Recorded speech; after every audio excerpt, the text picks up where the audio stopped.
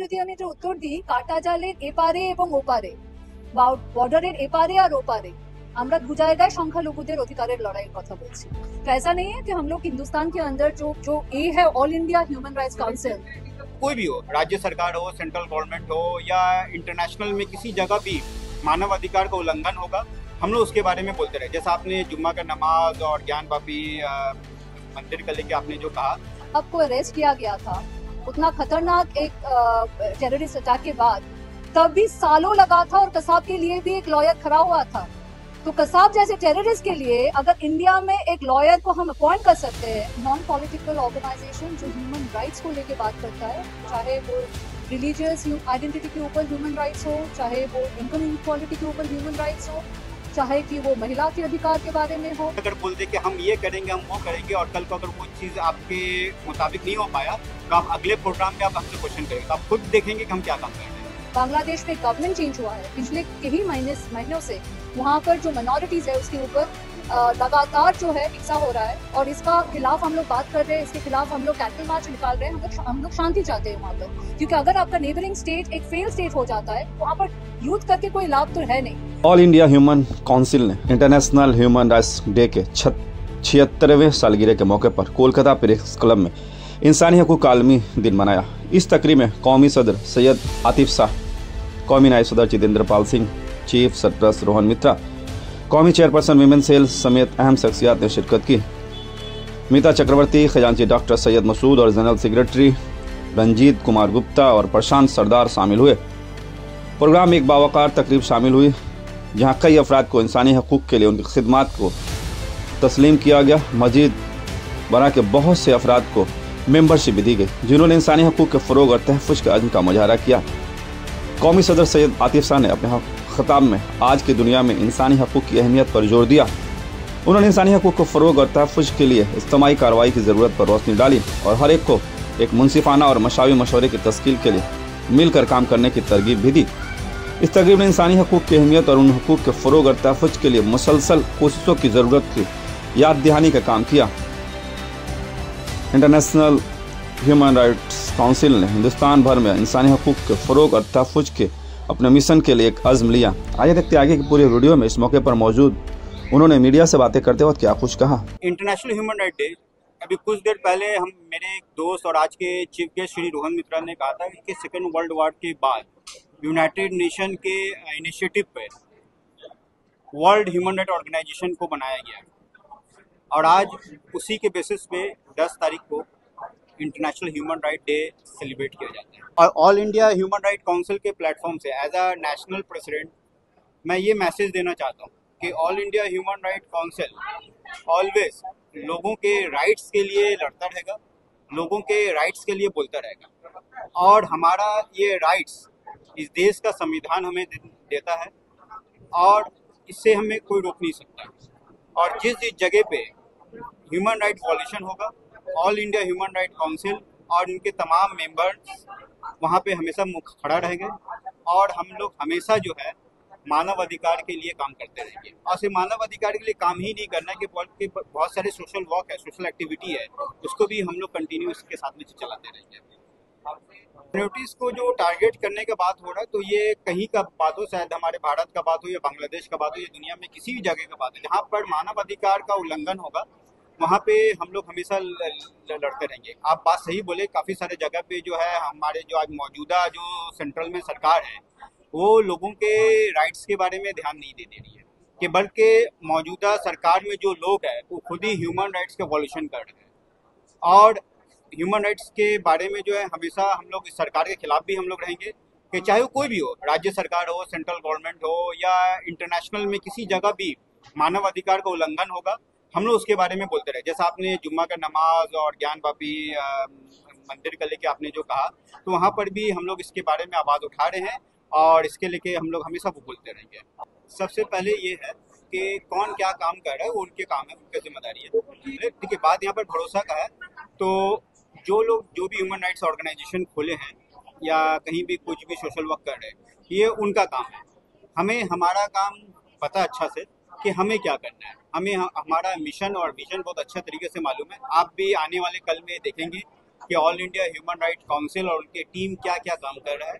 आप भी यही रहेंगे और हम भी यही हैं, और आपको भी ये चीज़ हमेशा दिखता रहेगा कि हम दूसरों से अलग कैसे हैं। अगर आज अपने मुंह से अगर बोल दे कि हम ये करेंगे, हम वो करेंगे, और कल को अगर वो चीज़ आपके मुताबिक नहीं हो पाया, तो आप अगले प्रोग्राम में आप हमसे क्वेश्चन करेंगे, तो आप खुद देखेंगे कि हम क्या काम कर रहे हैं। देखिए, हम लोगों के अधिकार के लिए लड़ रहे हैं।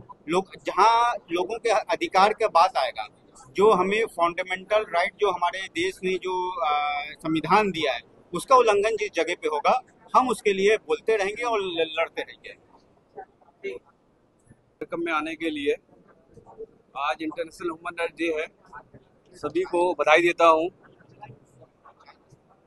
मैं चाहता हूँ कि सभी हमारे ह्यूमन राइट से जुड़े, सभी हमारे साथ आए।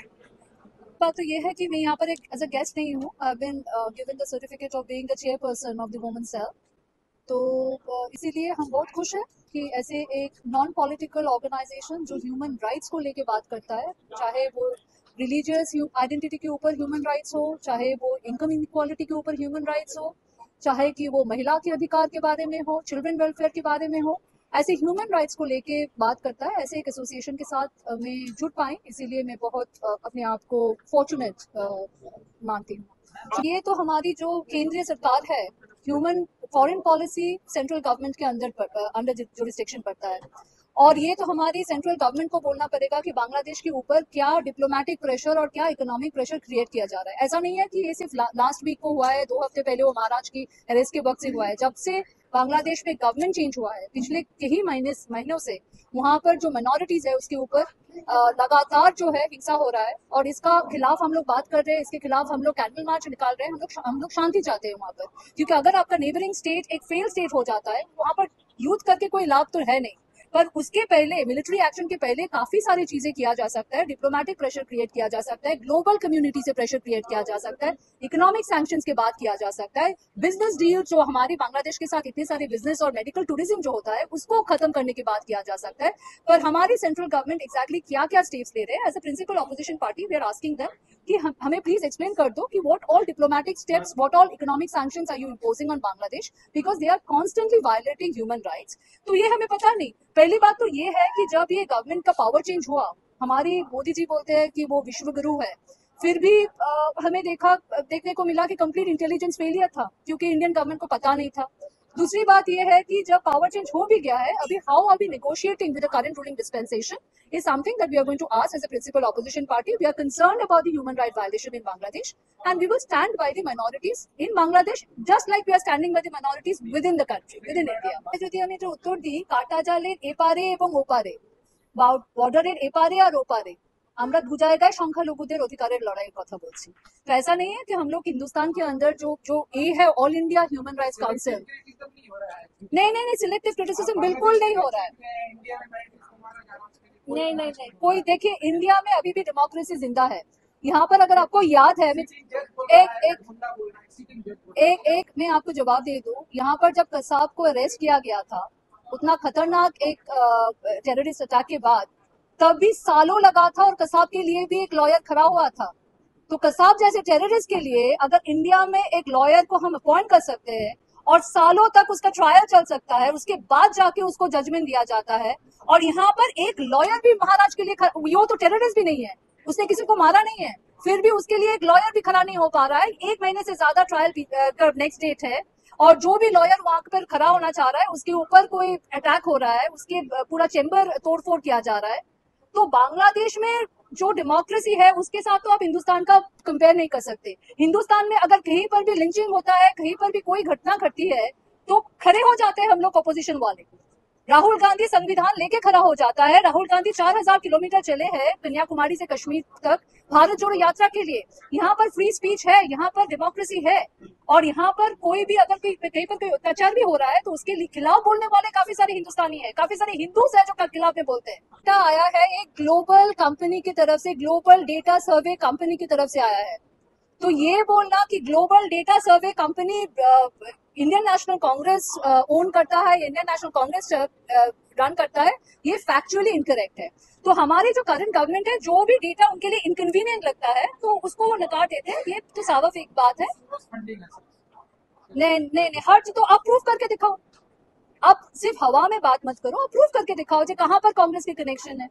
ये सारे कंपनीज, ये सारे जो डेटा सर्वे कंपनीज है, जो ग्लोबल फाउंडर इंडेक्स की बात करते हैं या प्रेस फ्रीडम की बात करते हैं, they are renowned survey companies which are international companies. Indian national Congress has got nothing to do with that. যে আজকে ইন্টারন্যাশনাল হিউম্যান ডে এবং আমরা ন্যাশনাল হিউম্যান রাইটস কাউন্সিলের থেকে আমরা আজকে একত্রিত হয়েছি মানুষের যে অধিকার সেই অধিকার যেন বাস্তবে রূপায়িত হয় এবং আমরা যারা সকল সদস্য এবং সদস্যরা আছি তারা এটা দেখব যাতে আমরা এই যে অধিকারকে, মানুষের অধিকারকে কিন্তু আজকে কিন্তু খুব বঞ্চিত হচ্ছি আমরা, সেই অধিকার থেকে যেন তারা বঞ্চিত না হয় সেই ব্যাপারে কিন্তু আমরা প্রথম দিন থেকে কিন্তু লড়ে যাব এবং লোকে যেন বুঝতে পারে বা জানতে পারে যে মানবাধিকার কাউন্সিল যে কথাটা বলেছে সেই কথাটা কিন্তু বাস্তবে রূপায়িত হয়েছে এবং আমরা সকলে মিলে, আমি একজন ধর্মগুরু, আমি কিন্তু অধিকারের জন্য লড়াই করি এবং আজকে